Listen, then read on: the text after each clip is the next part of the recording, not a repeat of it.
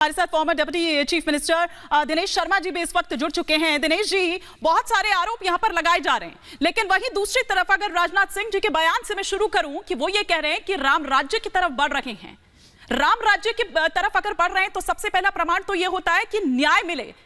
क्या वाकई यहां न्याय मिलेगा जिसकी बात हम यहां पर कर रहे हैं उमेश पाल की? देखिए, राम राज्य का जो वास्तविक अर्थों में अर्थ है वो यही है कि सभी जाति सभी धर्म को समान रूप से न्याय मिले। रामचंद्र जी ने भील को, भालू को, रीछ को, बानर को, आदिवासी को, केवट को, निषाद को एक करके रावणी सेना पर उन्होंने विजय प्राप्त करी। यही राम राज्य है कि एक व्यक्ति के कहने पर उन्होंने पूरे परिवार का परित्याग कर दिया। तो राम जी का जो आदर्श है वही उनको मर्यादा पुरुषोत्तम बनाता है। ये माननीय राजनाथ जी का जो इशारा है वो राम राज्य की तरफ कि सबके साथ न्याय हो और विकास हो देश और प्रदेश का, और जनता के प्रति जो राजसत्ता है वो दायित्व का बोध कर सके, यही राम राज्य है। और मैं समझता हूँ कि इस पे योगी जी और मोदी जी बिल्कुल खरे उतरे हैं अभी तक, और उनके कारण ही आज 33 लाख करोड़ से ऊपर का जो इन्वेस्टमेंट उत्तर प्रदेश में आया है वो भी जो माफिया तंत्र से जो मुक्ति हुई, भ्रष्टाचार पर जो अंकुश लगा, और जो डेवलपमेंट प्रोसेस पूरे उत्तर प्रदेश में कि 17 एक्सप्रेसवे पे काम हो रहा हो, हर जिले में मेडिकल कॉलेज बन रहा हो, हवाई अड्डे 2 की जगह 20 हवाई अड्डे हो रहे हों, 35 में मेडिकल कॉलेज बन चुके हों और सभी जिलों में बन रहे हों। तो ये एक ऐसा समय है इस समय उत्तर प्रदेश के लिए जो उत्तर प्रदेश के इतिहास में स्वर्णिम कार्यकाल के रूप में जाना जाएगा। तो मैं यही कह सकता हूं कि आज जो आदरणीय राजनाथ जी का जो इशारा है राम राज्य की तरफ, कि आज पूरा विश्व भारत की तरफ ताक रहा है। अभी भी जो अमेरिकन जो पत्रिकाएं थी, रिसर्च करने वाली संस्थाएं थी, उन्होंने फिर से मोदी जी को दुनिया का सबसे लोकप्रिय और शक्तिशाली व्यक्तियों में से गिना है। ठीक है। आज यूक्रेन और रशिया में युद्ध होता है तो उसको कौन समाप्त करा सकता है, उसके लिए जो विकसित देश हैं वो भारत की तरफ ताकते हैं। ठीक है। तो ये भारत की जो बदली हुई स्थिति है वो निश्चित रूप में राम राज्य की तरफ क्या है। ठीक है सर, मैं रशिया और यूक्रेन से वापस उत्तर प्रदेश पर आती हूँ। योगी जी ने एक संकल्प लिया था सदन में कि माफियाओं को मिट्टी में मिला दिया जाएगा। सर, दीवारें तो हम खूब देख रहे हैं मिट्टी में मिलती हुई, लेकिन हथियारे कब मिलेंगे सर मिट्टी में? क्योंकि उनका कहीं पता नहीं चल रहा है। बुलडोजर तो खूब चल रहे हैं लेकिन शूटर्स गायब है सर। देखिए, आप एक चीज मान के चलिए कि माननीय योगी जी की माफियाओं के प्रति जो उनकी मानसिकता है, दृढ़ निश्चय शक्ति है जो उनकी, वो बिल्कुल साफ जाहिर हुई है कि चाहे जितना बड़ा भी माफिया हो, चाहे किसी जाति और धर्म का हो, अगर वो जनहित के विरुद्ध काम करता है और अपना आतंक उत्तर प्रदेश में स्थापित करने की चेष्टा करता है, तो वो और उसको प्रश्रय देने वाले उसके साथी संगाती वो बचने वाले नहीं हैं। वो इन के इन प्रकार कानून के शिकंजे में जरूर आएंगे। और आप कहते हो 2 लोग तो पुलिस के साथ भागते हुए पुलिस पे आक्रमण करते हुए मारे गए हैं, तो ये तो आप नहीं कह सकते कि अभी तक वो शिकंजे में नहीं आए। नहीं सर, न्याय की बात सुन तो बहुत रहे हैं, लेकिन सर वो कहावत है ना कि न्याय होते मतलब दिखना भी चाहिए, सिर्फ बातें नहीं होनी चाहिए ना सर। सिर्फ जबानी जमा खर्च दिख रहा है अभी तक तो। होगी पहले, आज समझ लो जिसके ऊपर 101 केस हो और आज तक कोई निर्णय ना हुआ हो, एक में भी सजा ना हुई हो, पहली बार योगी जी की सरकार की तत्परता के कारण पहली बार सजा मिली है उम्र कैद की। आप जानो कि 101 केस हो किसी पर और अभी तक सजा ना मिली हो।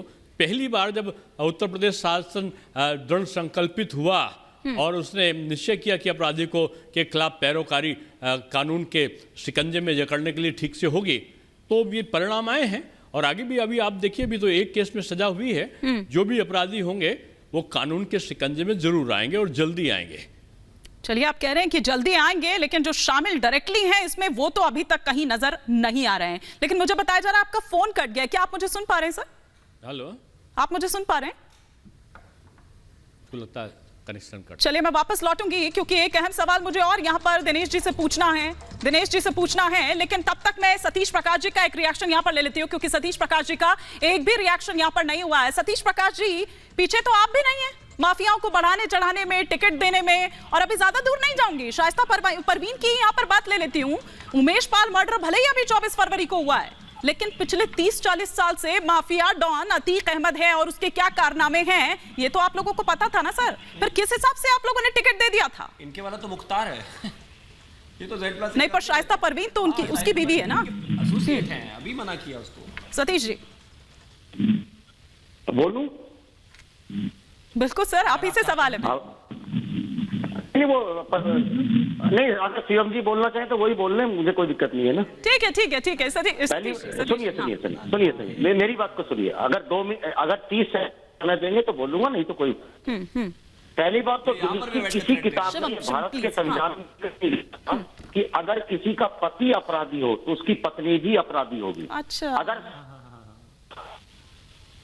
ठाकुर अगर मालेगांव अपराधी रही है। सर आपका ऑडियो प्रॉब्लम बहुत जबरदस्त आ रही है, आपका ऑडियो प्रॉब्लम आ रही है सर। मैं लौटती हूँ आपके पास, आपका ऑडियो तब तक फिक्स करा लिया जाए। मैं माफी के साथ रोक रही हूँ आपको। वापस एक बार दिनेश जी का हम रुख करते हैं। दिनेश जी, लेकिन ये कहा जा रहा है कि अपराधी सिस्टम से लाभान्वित और सिस्टम अपराधी से। सर ये तो फैक्ट रहा है, ये हमेशा से रहा है कि किस तरह से राजनीति का अपराधीकरण हुआ, किस तरह अपराधियों का राजनीतिकरण हुआ। और सर इस इकोसिस्टम को आप लोग भी नहीं तोड़ पाए। सर उत्तर प्रदेश, देखिए उत्तर प्रदेश और बिहार की ये विडंबना रही है कि पहले राजनेता लोग अपराधियों की सहायता लेते थे और ये अपराधी नेता को अपना आदर्श बनके उनका चुनाव में मदद करते थे। बाद में अपराधियों को अपनी शक्ति का पता चला और अपराधी ही नेता बनकर आने लगे और चुनाव जीतने लगे। आप जिन कुछ चंद माफियाओं की बात कर रहे हैं, कितनी बड़ी विडंबना है कि 101 केस जिस पर दर्ज हों और वो विभिन्न सरकारों का अंग रहा हो, विभिन्न दलों में, वो सपा का भी एमपी और एमएलए रहा हो और बहुजन समाज पार्टी का भी रहा हो, कांग्रेस से भी उसके संबंध रहे हो, ये इसीलिए वो बचते आते रहे।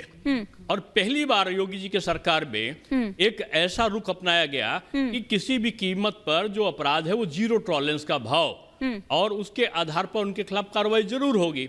इस प्रक्रिया के दौर से जब गुजरे हैं तब अपराधी जेल में भी गए हैं, दंडित भी हुए हैं या उत्तर प्रदेश को छोड़कर भागे भी हैं।